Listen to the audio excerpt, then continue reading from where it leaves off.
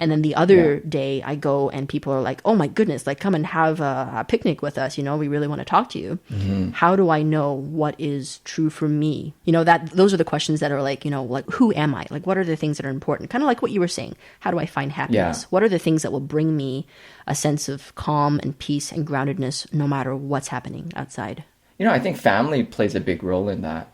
I know this now because I'm older. And when I was younger, I didn't get such a strong sense of who I was from my family. My parents were such that they didn't know how to show affection. So they raised us by really pushing us and not, I wouldn't say actively criticizing, but they compared us to their friends' kids who were more successful. Yeah. So they really pushed us, right? So that gave me an inadequate sense of me. And because I've gone through a divorce, the therapy sessions and all the like reading I did up on what it means to be a family, now I understand. If you have really emotionally intelligent parents, they instill a sense of who you are and what your values are and what your worth is. And you're worth a lot, no matter anything. Like you have this sense of self-esteem and self-worth. It shouldn't be dependent on anything. So I think if you were lucky enough to have parents such as who were able to teach you those things, that would be a constant. You know, it doesn't matter what you call me. I know who I am. I know how I would react to things. I know what my values are. I know what's important to me. I think those are constants. Yeah. So I think you would get them from family. At the end of the day, it's all about relationships, I believe. There is nothing we take with us on this good earth when we leave. The only thing that means anything is relationships. And that's what we leave behind as well. Yeah. So why aren't we talking about dating and Asian dating? That's what we should be talking about. We're going to get there. We're going to get there. But before we get there, I want to hear about what happened with the woman in Tokyo and getting married and eventually getting divorced. Yeah. Why, Seth? Because it made you who you are, Hanmin. And you wouldn't be the CEO of Alike today if that hadn't happened. It's so true. It's so true. It's the most painful part of my life and story, but something I'm so grateful for, because if it hadn't been for that, I wouldn't be the person that I am now, and I wouldn't have the emotional intelligence and artillery to build something like Alike. So I can tell you honestly that I lived my entire life as a person without self-esteem. I had no notion of what that meant because it was never instilled in me by my parents. I was never taught to love myself and accept myself and value myself.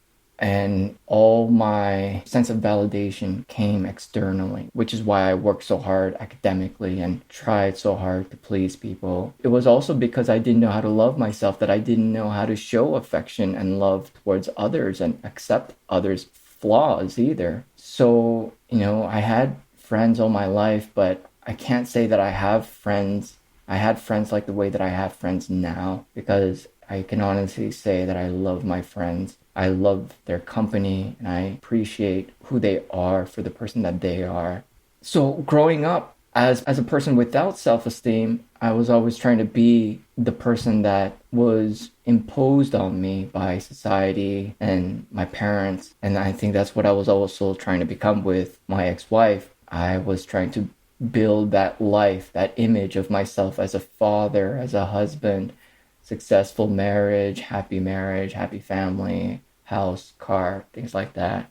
My ex-wife and I, we had dated when I was in Japan, but we didn't stay together the whole 10 years before we got married. And yeah, 10 years down the line, we hadn't spoken for a very long time, over a year. I don't think it seemed like we were ever going to get married or anything of the sort. But I reached out to her and again, it's so stupid. Everyone, if you're listening and have never married, this is not the way to marry somebody. It's like me going to Japan, not even knowing whether she's single, to see what she's up to. I reached out to her, wrote her a letter, and I asked if she'd be interested in getting married, and we connected. We met up. We spoke. Anyway, we ended up getting married, and she moved to Canada, and we were very happy at first, but it slowly deteriorated because she had only me here, and me being a person who didn't love himself, I was not the husband that I should have been. I wasn't as supportive as I could have been to someone who left their whole family to be with me in a strange land. And she's going through what I'm going through. You know, she didn't speak English. And I pushed her really hard. Instead of being supportive and understanding, I was like, well, you should study more. And it came crashing down on my birthday when it was a sad birthday dinner. I brought it up, and she's like, yeah, I think this is it for me, and I'd like to go back to Japan and yeah, get a divorce. So we tried. I begged her to, try to make it work. So we tried to go to marriage therapist, and I sought counseling on my own. So I was seeing two counselors. I did everything I could to make it work. Her heart was just not in it anymore, and eventually she ended up leaving. And it crashed the vision of the life that I thought I was building. It was very hard on me and devastating. And I hit rock bottom. For me, I wasn't anything. I was building myself up to be this husband and father and successful businessman. And now there's a big red X in my history, divorce, that thing that I had always dreaded. And it just ruined everything that I thought I was hanging my hopes of finding validation on. That was what I was hanging my sense of validation on. If I achieve this, I've got it. Finally, I will have found my place in this society, in this Canadian society. That's the archetype. I can call myself a good husband and father. And that's the thing that I had been trying to gain and find since I moved here, since I was 8. So for 22 years, I hung my hopes on that, and it came crashing down. So it was devastating. But ultimately, it was liberating because it allowed me to let go of all those expectations that were instilled on me by society and my parents, and the notion of finding validation based on achieving some sort of archetype and finding a label for myself. It's such a wonderful feeling. I used to joke with my friends, I highly recommend marriage and shortly getting divorced afterwards so you can find yourself. And that's what happened to me. I was really able to let go of everything, all these notions of what ought to be. And once I was able to do that, I was able to build myself in the way that I wanted to be, the way that I wanted to see myself. It was freeing because I knew like I had fucked up already. I had failed in every way possible. I had let my parents down. I had let everyone down, my friends. So I just didn't care anymore. Like there was no one else I needed to please but myself. Right, nothing to lose anymore. Nothing to lose anymore. It was good. And I continued seeing a therapist for myself to work on myself, to develop myself. And I kept on reading some good books like 6 Pillars of Self-Esteem. And over the course of years, I worked on myself, literally. Like I built the person that I became. And I did this and that and moved to Silicon Valley and got lucky and learned a lot about startups and came back to pursue a career in animation. I wasn't satisfied. And then I realized, I really want to be my own boss. And I've always been good at being a leader and organizing and problem solving. And what do I care most? I care most about how Asian men are represented in society. That was what my thesis and dissertation was in one of my masters. So I was like, yeah, this is where I feel like I can make a difference. So you went through this devastating divorce. You hit rock bottom. And I'm reminded of J.K. Rowling's story, the writer of Harry Potter. And she got divorced. She was living off of welfare. I think she was like just destitute. And she said, rock bottom became the solid The foundation. foundation upon which That's right. I rebuilt my life. And I think everyone has their Yeah. own rock bottom. It doesn't have to be like you're living on the street, you know? It's like, what is Yeah. your internal standard of rock bottom? Yeah, yeah. So you went through that, and out of that came this idea for a lake. Tell us about that. Well, there's a gap of good 8-9 years between going through that, hitting that rock bottom, and coming up with the idea for this app. At the time, I was working in our family business, and it became clear on the road of self-development, I needed to leave.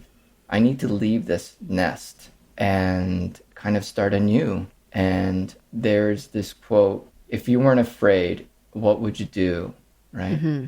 Yeah. So you kind of have to lean into what scares you. And the thought of moving to San Francisco scared me. It scared me so much, but it also freed me. Like the idea came about when I was in therapy, and I was like, oh yeah, I really need to leave my family business. This is too much within my comfort zone. And I remember driving home from the therapy session, and I had that idea of, why don't I do that thing I've always wanted? Go move to San Francisco and live there. Like I've always wanted to live on the coast. And I think even the Bruce Lee story shaped me. I had to pull over into a parking lot, and I started bawling because it was so scary. But at the same time, for me to have that courage to say to myself, yes, Hanmin, this is what you want. And it's okay. You can go there. To allow myself to do that. It was so freeing. And so, yeah, I quit. I told my parents I wanted to move on and try this thing. I went to San Francisco. I searched for jobs for 3 months. Luckily, and it's not easy to just go to the States and find a job. I'm surprised that you were able to do that. Yeah, so I give myself like props for doing that. I went over there on a tourist visa. I lied and said I was, visiting a friend, and I spent 3 months looking for a job. There is a special visa for Canadians under NAFTA that allows Canadians to work in the States if you find employment under a category of professions that are very specific, like doctors, teachers, forest rangers, none of which I was, none of which. But I was resolved to find something to make it work. I had to find an employer who was going to hire me as whatever, but write an employment letter saying they're hiring me as a technical writer because I had a degree in writing. That was a tall feat. I had to find a job, but also get them to lie to the American government. The story is getting more impressive by the second. But it worked out. And who did I get? I got the Korean government. You were working for the Korean government? Yes. In California? Yes. I was really lucky. I can't thank the stars enough. I was willing to work in a kitchen as a dishwasher. Like Bruce Lee. Like Bruce Lee. But, I have great communication skills, and I use that to my advantage. And I was hired as a marketing manager for the Korean government's Chamber of Commerce in Silicon Valley. And I explained to them, look, I can do the job. That's not a problem. But you got to write this letter. And luckily, my employer, my boss, she was very cool and understanding. And she liked me enough that she took a risk in writing that letter. And that allowed me to get a 3-year working visa. So that worked out. That is incredible. Yeah. It's so hard to get a visa for anything in the States. I know. And you got a 3-year working visa without having a job offer. And you managed to get someone to misrepresent you for a good reason, for a good cause. Lie. You got your employer to lie for you. My mind is blown. Yeah. The funny thing is, they hired me to be a marketing manager, or that's the job post that I answered to. But when I got there, they realized, oh, you're a storyteller. And they know that I had won some pitching competitions, because I had worked in the entertainment industry. And they thought that I would be able to work with Korean startups and to help them develop their pitching. Mm-hmm. So I became a startup program manager instead. And at that point, I hadn't known anything about startups. Honestly, I didn't even know that Silicon Valley was next to San Francisco when I went to San Francisco. I thought Silicon Valley was somewhere near LA. Like, that's how far off I was. but I'm a quick learner. So I told him, look, I got this. I'll pick it up.